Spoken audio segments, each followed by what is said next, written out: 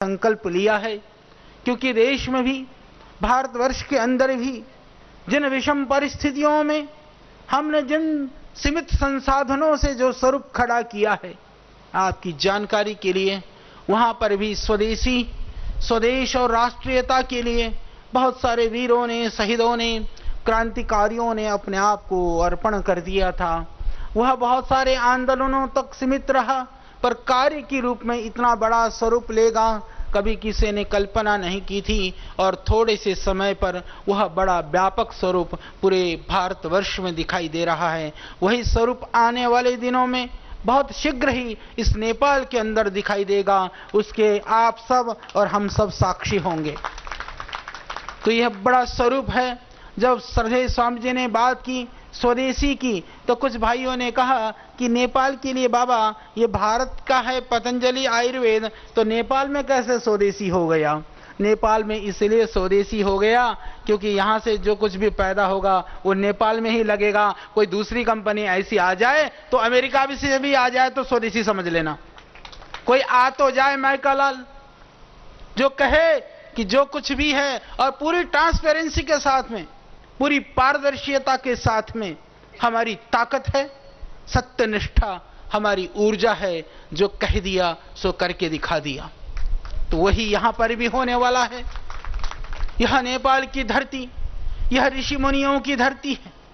यहां से ज्ञान का सागर दुनिया में पहुंचाने वाले महर्षि वाल्मीकि जैसे ऋषि हुए, तो ज्ञान के महासागर राजा जनक जैसे राजा भी हुए।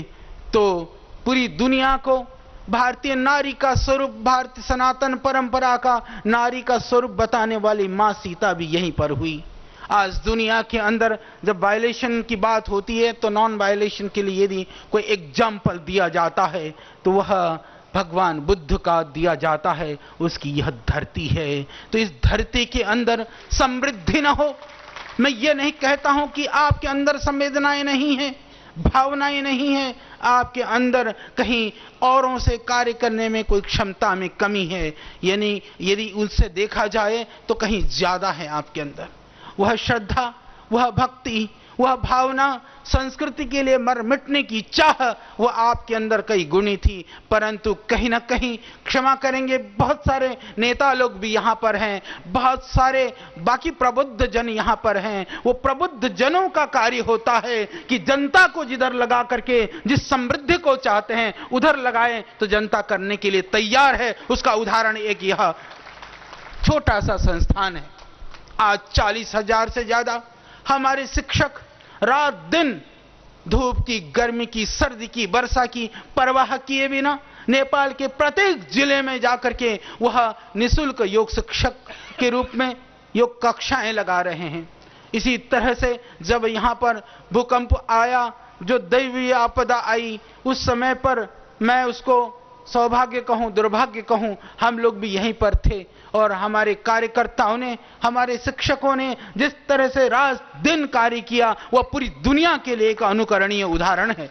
इस तरह के समर्पित कार्यकर्ताओं की टीम, उसके बाद जितने भी जो बच्चे आपदा में, भूकंप में जो पीड़ित थे, जिन्होंने अपनों को खोया, परिवार को, घर को खोया, ऐसे बच्चे भी आज पतंजलि के माध्यम से अपने जीवन को जी रहे हैं और उच्च शिक्षा हासिल करने के लिए वहां पर लगे हुए हैं। तो पतंजलि ने हमेशा प्रयास किया है मानवता के लिए, चाहे बिहार बाढ़ पीड़ित की बात हो, चाहे उत्तराखंड में केदार की आपदा हो, चाहे कहीं भी दुनिया पर जहां भी हमारी शक्ति और संगठन के लोग हैं, वो सबसे आगे आकर के काम करते हैं। क्योंकि श्रद्धेय स्वामी जी की शिक्षा ही यह है कि सबसे पहला हम मानव हैं, तो हमको मानवता के लिए काम करना है। और दूसरी शिक्षा यह है कि जिस राष्ट्र में रहते हो, उस राष्ट्र के छोटे छोटे जो मतभेद हैं, मनभेद हैं, जो मनभेद और मतभेद पैदा करना चाहते हैं कि आप मधेसी हो, आप पहाड़ी हो, आप हिमालय हो, मैं कहता हूं सब कुछ हो, पर उससे बढ़कर के तुम नेपाली हो। तुम्हारा अस्तित्व यदि नेपाली के रूप में रहेगा तो बाकी बचा रहेगा। यदि वो अस्तित्व खत्म हो गया तो कोई भी अस्तित्व नहीं बचेगा, ये समझ लेना। इसीलिए अपने मूल अस्तित्व को बचाने के लिए बाकी अस्तित्व के अंदर यदि कहीं भ्रम है तो उस भ्रम से निकलिए, और भ्रम नहीं है तो फिर उस अस्तित्व को, उससे आंच नहीं आएगी, शक्ति मिलेगी। यदि कहीं उस अस्तित्व में आंच आती दिखाई देती है तो समझ लेना दूसरा अस्तित्व वह भ्रम को करने वाला है, वह शक्ति को देने वाला नहीं है। यही पैरामीटर बहुत है समझने के लिए, जानने के लिए। तो आइए अपनी संस्कृति, अपनी परंपरा को आगे बढ़ाने के लिए, देश की समृद्धि, उन्नति के लिए, भाईचारे के लिए, आपस के प्रेम के लिए, सौहार्द के लिए, शक्ति और ऊर्जा को मिलाकर के आगे बढ़ने के लिए, क्योंकि पतंजलि ही एक ऐसी शक्ति है, संस्था है, एक ऐसा संगठन है। मेरे पास मधेसी भी हैं, हिमालय भी हैं, पहाड़ी भी हैं, और हर जाति का, हर मजहब का, हर वर्ग का व्यक्ति पूरे भारत, नेपाल सहित पूरे विश्व में जुड़ा हुआ कोई है तो वह योग है। और उस योग के प्रणेता, उस योग को दुनिया में पहुंचाने वाले श्रद्धेय स्वामी जी हैं। और हमारा सौभाग्य है कि श्रद्धेय स्वामी जी को प्रत्यक्ष हमको देखने का, महसूस करने का, उनको सुनने का, उनसे कुछ सीखने का हमको मौका मिला है।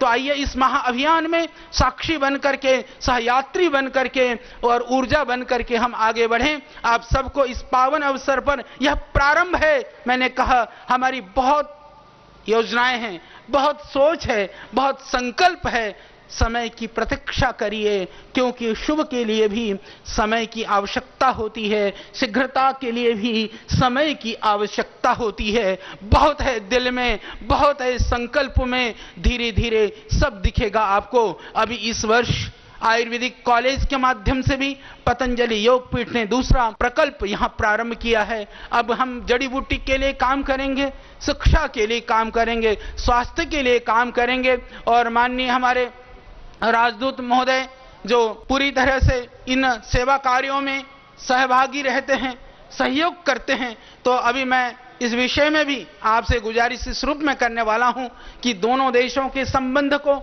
जिस तरह से पतंजलि ने आगे बढ़ाया है, जिस स्वरूप को भारत और नेपाल की कड़ी को जोड़ा है, मैं कहता हूं यह भी एक अद्भुत उदाहरण है। पीछे उस कड़ी में कहीं कड़ी को ढीला करने का प्रयास हुआ तो भी उसको मजबूत करने का काम पतंजलि ने किया है। तो इसके पीछे जो ताकत है वह योग और आयुर्वेद की है। तो योग और आयुर्वेद को मजबूत करने के लिए आप एक बड़ा सहयोग करेंगे। और रिसर्च का काम, क्योंकि नेपाल में हम चाहते हैं एक बहुत बड़ा आयुर्वेद के लिए, जड़ी बूटी के लिए रिसर्च सेंटर बने, उसके लिए आपका सहयोग भी हमको अवश्य मिलेगा, क्योंकि इसमें हमें कोई संशय नहीं है, आपसे मांग लेंगे। और उधर भी अनुकूल सरकार है, इसलिए कोई चिंता की बात नहीं है। तो पुनः क्योंकि समय कम है, मैं आप सबको बहुत बहुत धन्यवाद करता हूं, धन्यवाद देता हूं, क्योंकि प्रोटोकॉल की व्यवस्था थी तो महामहिम हमारी इतनी सरल हैं, इतनी अच्छी हैं, परंतु थोड़ी व्यवस्था में, क्योंकि बहुत सारे हमारे भाई बाहर रह गए सड़क में, तो वो आस्था के माध्यम से पूरा देश नहीं पूरी दुनिया देखेगी। इसलिए जो अंदर हैं अभी भी सुन लो, शाम को टीवी पे सुन लेना,